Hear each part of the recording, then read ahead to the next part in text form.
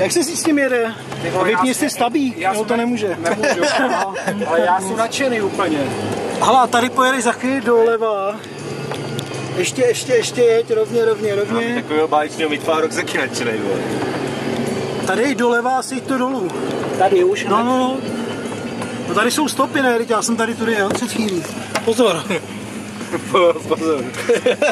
Vaši, mělo mě být divné, že si se dáte ke mně do auta, ale... A to si jdeš. To Já jsem dáš. to tady jel, tak to před chviličkou. Já vím, že to si... Doleva. Počkej, doleva. No.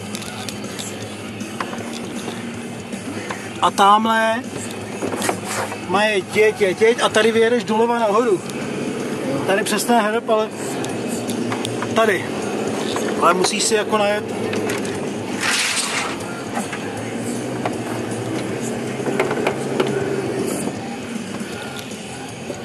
Tohle by ty automatizované udělal. Škoda, že nemáš ty vole jeepa tady. No, nenaděláš nic, vole. Tady.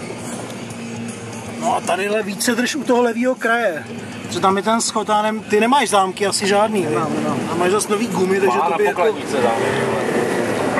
A srdce! No, to je břicho, toto. Srovnej kola. To není srdce, to je břicho. No, musíš jít doprava. No, dobrý. A teď co, že? Couvní dolů. Já to nejistý. Start, stop. Ty se na to napíše v klidu. Žádný no stres. No stres prostě. Jsou pak ty videa na tom Facebooku. Ještě už jsem si ho deaktivoval.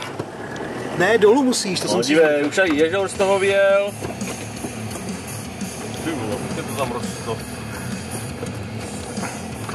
Jo, vidíš. No, neboj se toho. Zpátky, ještě můžeš. Krtko, ještě. Ještě, zpátky jeď, aby se víc jako rozjel. To je tady posilovna, dobře to říkali v tom auto. Dobrý, a teď... Drž tu flašku hlavně. Neboj. Dobrý, a jedem, jsme tam. Výborný. Už zase brzdí. A tady doprava dolů. No, to je právě nevýhoda toho, Hoši, ale já jsem z toho nadšený. Jako ale že to jde pěkně, ne? Ty vole, nádherný.